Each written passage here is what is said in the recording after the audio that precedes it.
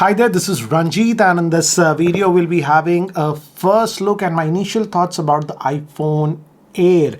And yes, this is a retail Indian unit that I had purchased, and I have now used it for about 4 odd days. So let me answer some of the questions that I also had in my mind regarding this smartphone. No way this is an in-depth review, that I'll do after a week or so, but let's have a look at this one now. So it comes inside this box. Again, you get nothing much in the box. You just get a a USB cable, that's it. No SIM ejector tool, because remember, the iPhone Air is eSIM only worldwide. So yes, there is no physical SIM slot. And the big thing about this phone is the slimness. It's that 5.6 mm slimness. Hence, everywhere this will be the screenshot or whatever like this. And yes, technically speaking, yes, this is the slimmest phone that is made by Apple. And I have to say, this iPhone Air, now as I've used it about 4 years, for 4 days, this has to be one of the best iPhone that I've used in a long time, I would say. It's actually very different to use. I'll talk about, but again, many people were talking that this is the slimmest phone around there and making a big hoopla about that one. That is not true at all. This is not the slimmest phone. There are quite a few smartphones that are slimmer than this one. In fact, I don't recall, this is the Motorola's phone. This came out about 10 years ago, and this is actually slimmer than the iPhone Air. I don't exactly recall the what width of this one, but yeah, this is slimmer than the iPhone. In fact, this is a pretty interesting phone. It had mods you can attach. For example, this is the battery mod and all this, the magnetic and stuff. So again, yes, for Apple, they have done great engineering, but again, no way this is the slimmest phone out there. Now moving to thing that I liked about this smartphone is that in terms of screen, again, like the Pro series, here also we don't have any compromise. This year, again, Apple did a great thing, even with the regular iPhone 17. I've already posted a video on this one. Check it out. I'll leave the card. The screen quality is the same. So you're getting the high quality screen, 120 Hertz, even on this one, no issues. And I like the screen size of this one. The original 17 is about 6.3 inches, but this is I would say perfect size, 6.5 inch. I don't have the max as of now, but the max would be fairly bigger at 6.9 inches. So I feel this is the perfect size for a lot of people, I would say. It's neither too big, not too small. So I feel this is a great size. So that is one thing that I really liked about this one. Another thing that I liked about this phone is that it is very comfortable to hold. The weight balance, Apple has done a great job in terms of weight balance on this one. So technically it's 165 grams.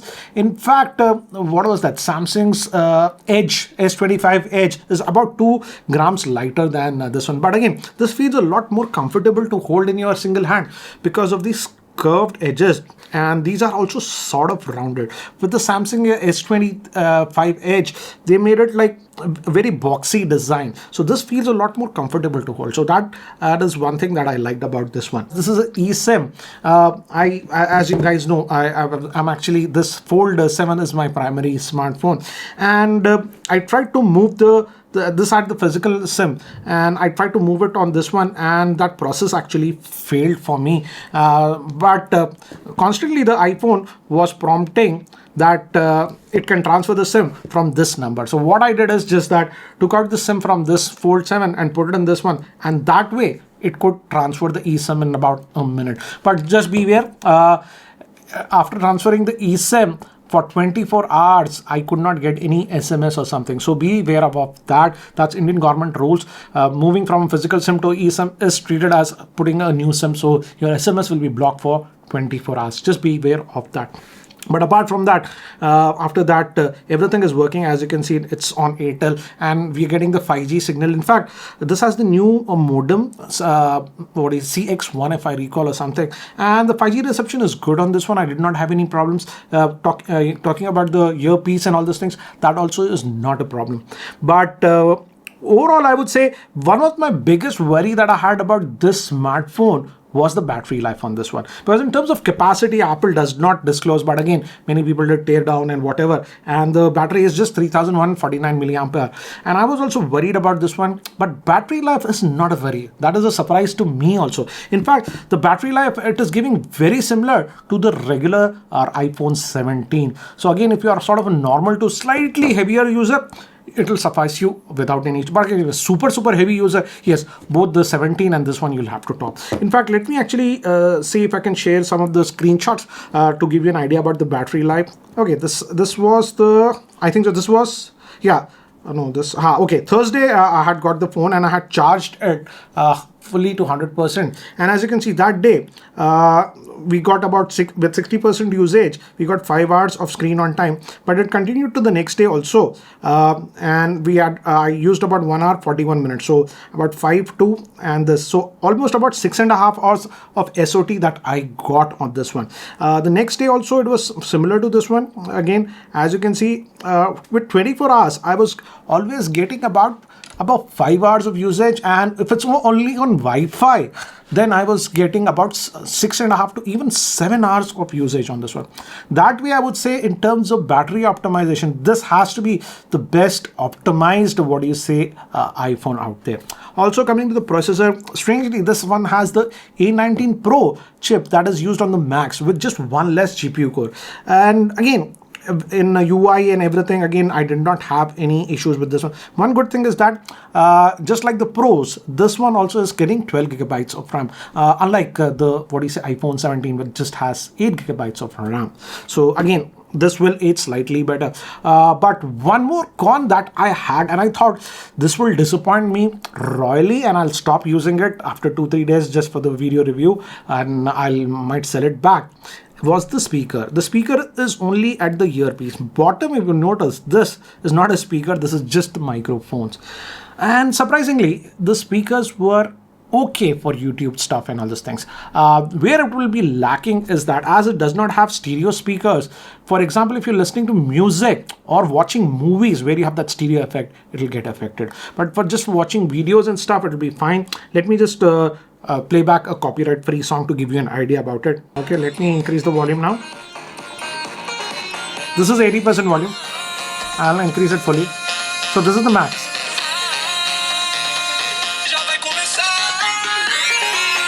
So as you can see, in terms of loudness, it is sort of okay, but what happens is that you will not like using it at the max volume. After 90% volume, what happens is that it tries to boost the treble tones, so it becomes very shrill.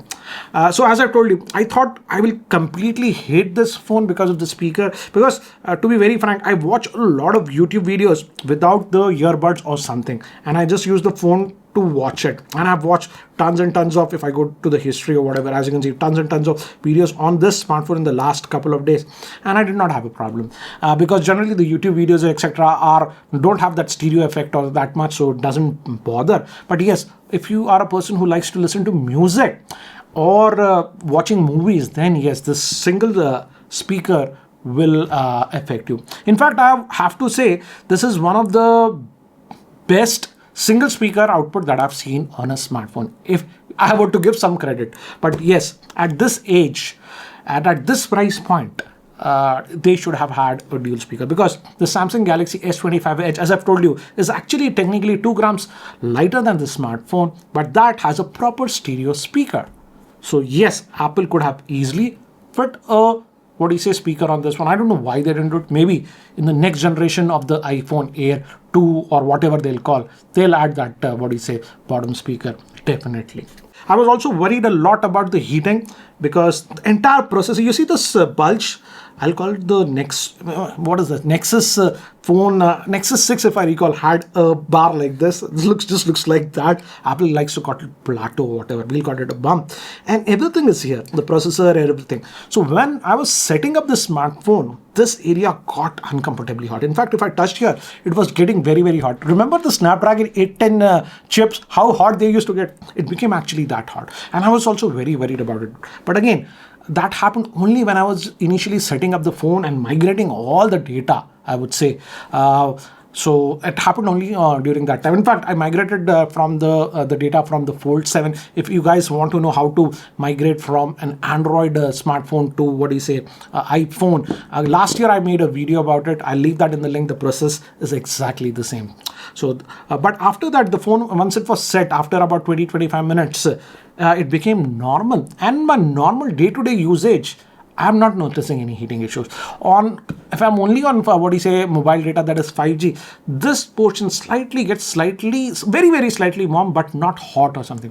The only place where I notice again the heating, I can invoke it very easily, is that if I open the camera and use it for 5-6 minutes, this area will start getting warm very quickly. And also for gaming, I will not recommend this phone. Technically, yes, you can do gaming with this phone. It will run the games very well because it's having the A19 Pro chip.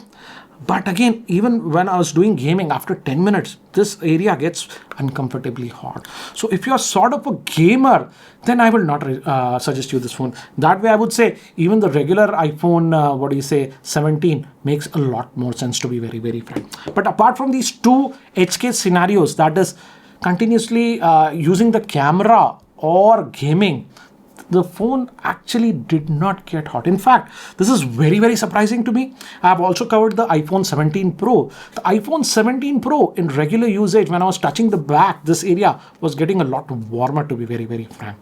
So that is what it is regarding the heating that I have noticed in this smartphone. In fact, this smartphone pleasantly surprised me. I thought this is going to fail completely in terms of the battery life and also heating. And in these two scenarios, I would say it will be okay for 95% of the users. This is the base version that I have purchased. This comes with the 256 GB. You also get 512 and even 1 TB model on this one.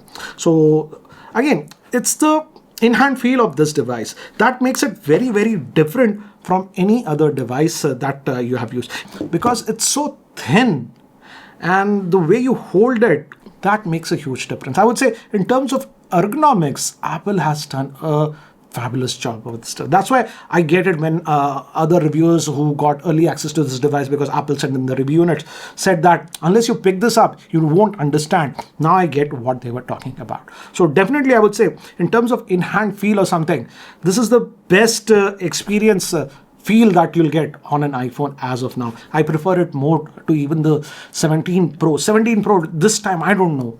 This time, the look and the feel, what they did, I just didn't like it. So this one, I would say, in terms of looks and that X factor, I would say, goes ahead. Biggest issue that I have with this phone is that single camera. Don't get me wrong, the single camera is fine. I don't have a problem with that. I'll show you some photographs. But the missing ultra wide is something that I'm little bit missing, because sometimes when you're in a particular new area or something, you want to show that perspective that you simply cannot capture with a regular. So that is something that I miss. And again, here I would say Apple did a sloppy job, because again, that brings me back to the S25 Edge. That is also a very slim phone like this that has a ultra wide apart from the main camera. So in terms of what do you say, engineering, cutting engineering, Apple could have done better. In fact, I was not blown away with the thinness of this one. Everyone was blown away with the thinness of this one. I was just not blown away with that, because I was using the Fold 7. And if you open the Fold 7, just look at this. The Fold 7 is way thinner. I don't even recall. This is 4 point something. This is 5.6 mm. So yes, it's a thin device for Apple. But again, this is not the thinnest that like people are just harping about. But nevertheless, this is one of the best in-hand feel smartphone that I've seen from Apple from a long time, I would say. That's why I think so many people are just going gaga over this one. And certainly I would say in the two areas, the battery life and the heating, that were my biggest concerns. Those are not the concerns. And I won't go in depth regarding the camera, but here are some of the samples that I've taken with this one. Let's start with some outdoor shots, and outdoor shots, as you can see, come out good. This is 1x, this is that 2x zoom. One more idea, this is that standard 1x, this is that 2x zoom, and up to 4x it's okay. After that it is very blurry. HDR I would say is a lot better this time. This was around the sunset, but I simply couldn't capture what I wanted because of the missing ultra wide. Another example of missing the ultra wide. This was 1x. and this I tried to take macro but it blurred. Best to actually use the 2x to get closer to the subjects. In artificial indoor lighting also the camera is doing a decent job, not a problem. These are with the front facing camera, and because of the square sensor you can get all these different aspect ratios by just holding the phone vertically. Recording this video with the rear facing camera, and again as it has just one camera there's no wide angle, but we can punch in, it says 2x, so this is punched to 2x. Let me just go back to 1x and let me just walk around to give you an idea. And obviously it has that optical image stabilization, hence the video is stabilized. But at times I felt that I missed the ultra wide at times, where I wanted to actually show the perspective. So I think so that's the biggest flaw of this device. I don't care about the mega zoom or whatever, but ultra wide, for example, as you can see, to give you an idea about perspective about this, I have to really go back like this. So that is what it is. And the audio is also being recorded via its what do you say, internal microphone, so you be a judge of it. I'm just walking, I'll just climb over the stairs like this. And again, let me just punch into that 2x to give you an idea. I've punched into that 2x now, and this is back to that 1x zoom. One more thing I wanted to show, this is from the rear facing camera, and you can go up to this one and you get the natural background blur. But again, if you go too close you don't get that macro, there's no macro option, so it will blur. So that is also something you have to note. But again, the good thing is that as you can see, you can get the natural background bokeh if you are about 11-12 inches away from the subject like this. I'm recording this video with the front facing camera and I'm just holding it like this, and this is the beauty of this new sensor. You can just hold it like this naturally, and then so you get that 16:9 aspect ratio. And the good thing is that the front facing camera is also stabilized, and in fact the front facing camera is the same front facing camera that you're getting even in the 17 Pro. So there you are not losing anything. Let me just go back like this to give you an idea how the dynamic range it's handling harsh sun over there, but I'm in the shadowed area. Let me just walk around to give you an idea. And overall I would say in terms of camera, I have to say the front facing camera is the star on this smartphone. But yes, for the rear facing I do miss that ultra wide at times. So guys, this is the iPhone Air, and lastly, one thing that had really annoyed me is the pricing in India. As I've told you, this is the base variant, almost 1,20,000 in India. That comes with 256 gigabytes of storage. But in US, this is priced at $1,000. So it should have been priced close to about a lakh, but they priced it at 1,20,000, which is almost 50% more than the iPhone 17. So I don't know why Apple is charging such a big premium for the iPhone Air in India. So that is something that I did not like. So again, to justify it from the price to performance ratio, it simply does not make sense. The what do you say, iPhone 17, I would say, if you think from the mind, I would say logically, this definitely makes a lot more sense at almost 50% less than this one. So this iPhone Air, again, I would say is a lifestyle kind of a product, and this is a phone that you will buy from the heart instead of from your mind. So this is the iPhone Air. Again, I'm still actually using this one. I'll be using this one for the next couple of weeks, and I'll try to do a full review with the pros and cons, and I'll also post a FAQ video. So if you have any specific questions about this one, do let me know. I'll try to add that in my review. I want to make the review very different.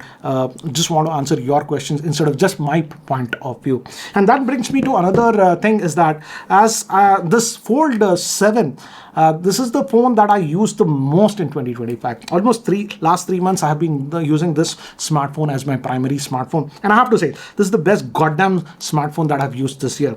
Now as I've used it for more than 3 months, I thought of doing an extended review, but I thought instead of just doing a extended review or something, why not I answer the questions that some of you might be having about the Fold 7. So I will try to do a FAQ video, a detailed FAQ video on the Fold 7 very soon, and I'll post about that on Twitter, so stay tuned to my Twitter handles. I'll post about it today or day after tomorrow. So if you have any specific genuine questions about the Fold 7, post it there, and I'll try to post that FAQ video very soon. So guys, anyways, that is it for now for this iPhone 17 Air initial thoughts and my impressions. What do you guys feel about the same? Do let me know. That's it for now. Thanks for watching. This is Ranjit, and I hope to see you in my next video. Take care, guys.